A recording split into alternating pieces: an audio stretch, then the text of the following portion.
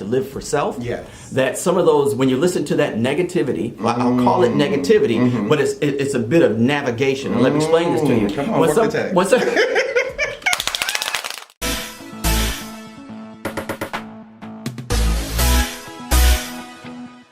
Hey, beautiful people, it's Success Mentor Dante J. Worth, and I'm back with another video right here on Audacious Believer TV. Now, if this is your first time tuning in, I need you to make sure you hit that subscribe button down below. Make sure that you like this button. This video, oh my God. And make sure that you are commenting down below. Me and my team absolutely love to read your comments. Now, tonight, we're being joined by the wonderful, the fabulous, the artistic. Tell them who you are, sir. I forgot who I am. Oh, Shawn Dunwoody. Yes, honey. So we invited Shawn here today to talk about the art of living your best life. Now, before we talk about that, we're going to ask him the same question we ask every single guest. What is your story? What is my story? That's a very interesting one. I try to keep it short and brief. My story is that I do want to live my life the way that my spirit, my soul, the universe drives me to do, be the person I need to be. Because as we just talked about earlier, it will spill out. If you are who you need to be, it will spill out to others and they will be who they need to be. And that world of ours that we live in, this big blue marble, will be that much greater. Boom! I like that word. Boom! So when it comes to living your best life, what does that really mean for you? What that means is being genuine to yourself. You know, a lot of times we want to fit in someone else's puzzle or peg, and it's like, okay, let me try and conform to this and adjust to that. I understand there are parts in life where we got to find our flow within there. Yes. But there are times when you need to really stand out and be you and be recognized for you to yourself. When you can get up in the morning and look in that mirror and say, you know what? I enjoy who I am. I love who I am. I love me some me. I really do. You better get it in your face. And you love yourself. It's being genuine to who you are and accepting what around you states that some of your flaws might be. Accept them and go with them. You know, every plant, everything that grows from the ground needs to be surrounded by some way, shape, or form, some poo. Some dirt. Something around it. So there's got to be some scissors around it. And all of us have that around us as well in our seeds and ourselves. And we use that as fuel to drive us. It doesn't. We don't have to completely get rid of it, but we use it as fuel to drive us forward in our lives. And that's what I believe in, living genuine and true to yourself. I know that you have been like Rochester's artist. You're like everywhere. Like you work all over the city of Rochester. You have murals everywhere, and you are working to help young people to express themselves through art. What does that do for you? What does that do for me? It's selfish. I'm selfish in that regard. One of the reasons when I work with young people or any audience or any group, I tell them I'm doing this because I'm selfish. Because 20 years from now, 30 years from now, I can't complain. I can't complain about how the times are if I didn't take the time to invest in our future. I cannot complain about it. If I don't take the 5 or 10 minutes to talk to a young person or to teach them something, then I'm not doing my job to help myself, because I'm going to need them. And I can't complain if I didn't help to shape it. If I didn't help to shape it, you know what? Shut the heck up and stop complaining. I know that recently in the last election that you ran for city council, correct? Yes. And a lot of times we talk about lessons that we learned while we're winning and while we're doing something that everyone can celebrate. What is the lesson that experience taught you, even though you didn't win that? Didn't win that, but okay, you're still a winner though. Yes, I am. No, I learned so much. I learned so much about. They're on many levels. Okay. You learn a lot about yourself because you have to go out and talk to a lot of people, and interact. You learn a lot about your city. It's a lot of work, but I recommend that everyone attempt it in some way, shape, or form in their lifetime. I realized that no matter what part of the city you were in, socioeconomic status, racial background, whatever it may be, people are people and they care genuinely about their families in this city. It's great when you're invited to someone's, you're going canvassing, knocking door to door. They're like, hey, come on in, have a sandwich, come to our backyard barbecue, come have a glass of wine. I'm like, okay, all right, this is awesome. Because you realize that you have to be people, and people believe in people. You can have we can all put our three. You got to have your 3 bullet points. You get coached on everything you got to have. You got to have your 3 bullet points. But people still want to know: are you a person, or are you just an idea of a person? So I learned you have to be, once again, genuine with yourself and be genuine with those you're meeting when you're on the campaign trail. So even though I didn't hit the numbers, I did hit the numbers. So I got my butt kicked, but I got my butt kicked in a good way, which made people say, "Hey, he was actually a viable candidate." And you're still a champion. Yes, we still rise. Yes, and that's a great lesson that a lot of people have to learn. That no matter what you go through, even when there's a setback, but maybe it's not even a setback. Maybe it's setting up for something greater. Which it does. I would say one of my mottos is I'm not afraid to fail. I'm not afraid to fail, and you can't be afraid to fail. That means if I'm afraid to fail, that means I'm not going to take any chance. Got to be willing to take the chance because you learn more about yourself. It's just like as if when you were a kid and you had to learn how to ride your bike, you had to take that chance to have somebody let go so that you could pedal on your own. And from that, you gained a new experience. You could ride to the store. You could go to the park. If you didn't actually, and you said, hold on to me, you're not going anywhere but back and forth. Imagine being like 26 years old and your daddy still holding on to the bike.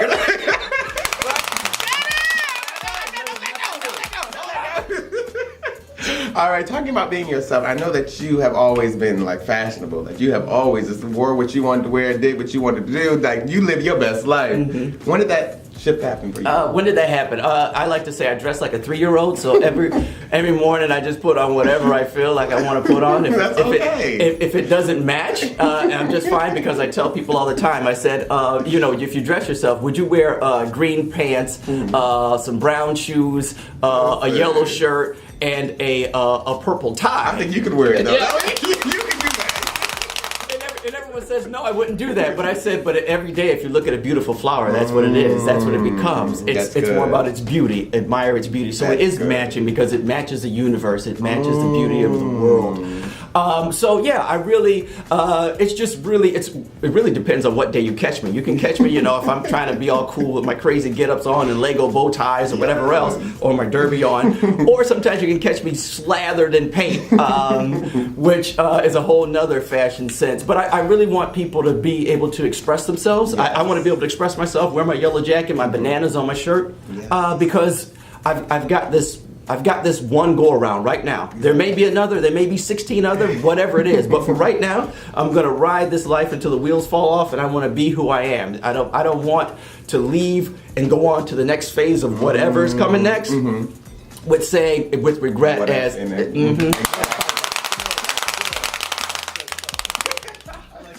love it. So for you, I know in the law of duality, where there's an up, there's a down, where there's good, there's bad. When there's someone who's free, there was a time when they were in bondage. So to live your best life, when was a time when you didn't feel like you were able to be yourself? When was there a time? When is there not a time? Because that's always the duality, as you just mentioned. There's always going to be both sides of the fence. I guess one of the things that when trying to be who I am today, being part of the system process, teenage parent, part of the whole thing, and feeling as if there wasn't any hope at one point in time when you're surrounded by people who are telling you, no, you got to stay within this system, you got to be this product, you have to be this. And I had to, you have to encourage yourself, as you were just talking about today. Even David had to encourage himself. And you have to...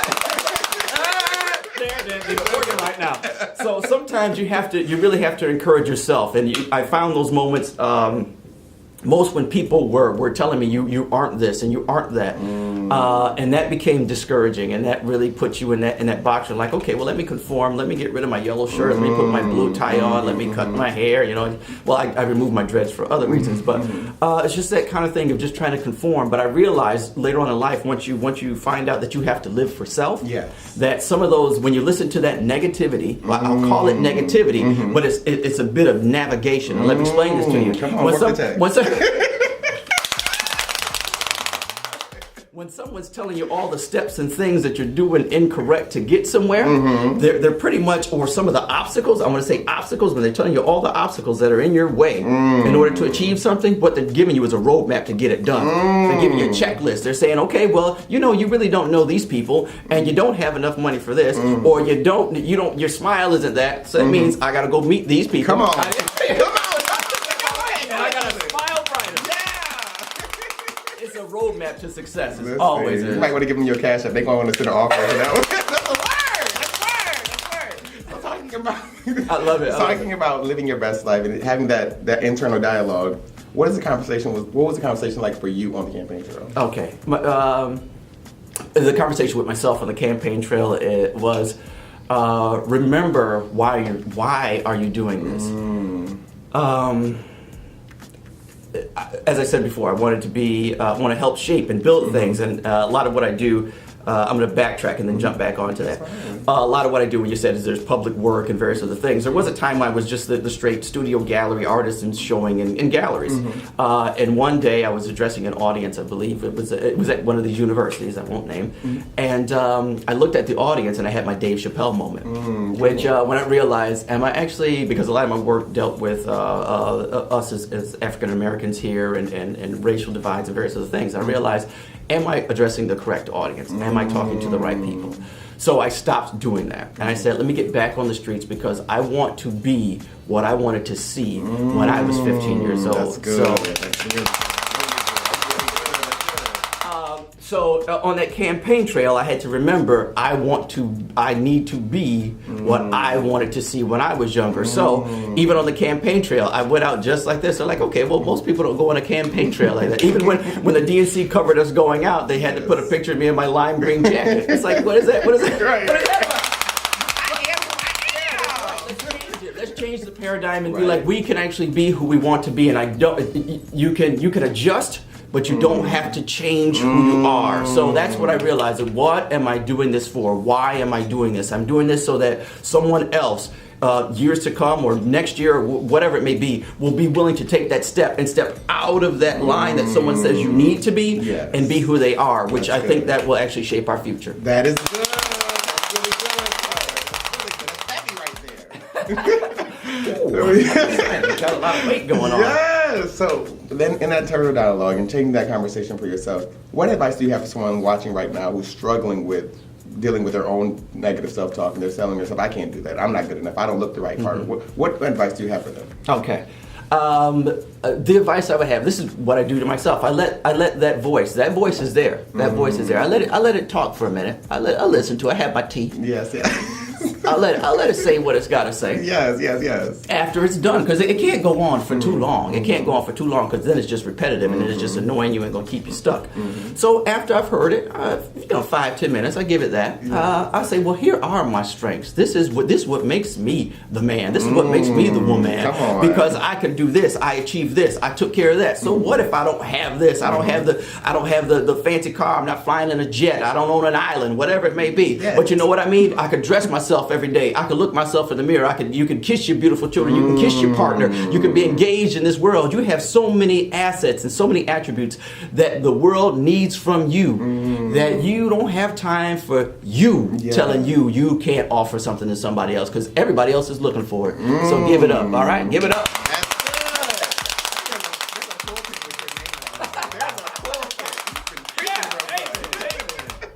So are you ready for rapid fire questions? Oh, shoot. Okay. Yeah. Favorite book? Favorite book? Damn, I don't read. Tell the truth. Why don't you? Malcolm X is my favorite book. Malcolm X. Favorite musical? Favorite musical? Oh, geez, The Wiz. What moment changed your life? What moment changed my life? The birth of my first daughter, Vanessa, changed my life. Your children, you have a doppelganger out there. He looked just like you. I don't think he's your son, right? I saw him at the gym. I was like, oh yeah, Shawn been working out. Well, yes. I have 3 wonderful children, 4 grandchildren. So yeah, Vanessa, Shawn, Justice. So Shawn, he's actually right across the street from here. I'm going over there for a minute. We're gonna hang out. Yeah, so he likes to work out. He does all the fighting and beating people up. But yeah, I love my kids. Once again, I was a teenage parent, tossed out of high school, and so it was like, what do you do with your life when you're being fingerprinted and processed into a system that tells you that you can't be who I wanted to be today. And so that's really where you gotta just hold on to yourself. Yeah, take control of your life and be like, I don't believe what you're telling me. Yes, because someone's on to tell you can't be that or you can't do that. And I'm like, why not? Yes. And to be audacious means to be. To be, dang, I don't know. You asking me words that I don't know. You want to get on Google? Audacious means to me to be powerful, to be loud,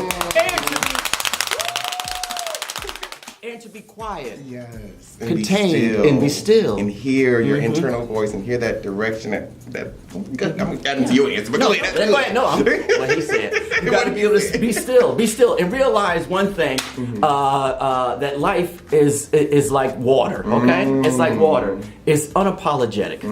So don't be upset with it, because water flows. You know what it does? It brings life to us. We need water to live. We bathe in it. We cook in it. We do everything in it. But you know what that same thing does? It destroys your homes. It can drown your children. It can do so many other things to destroy your life. But you need it. It goes hand in hand. And realize that water is unapologetic, and so is life. So you just gotta work with what you got and build with what you got. All right. Tell the people how they can find you online. Oh, online. You can find me online. You can go to ShawnDunwoody.com or just Google my name. Maybe you'll find some stuff about me. Or you might find me on the telephone line. Whatever line you want to look at. Whatever. The grocery store line. Whatever. Wegmans line. Yeah, Wegmans line.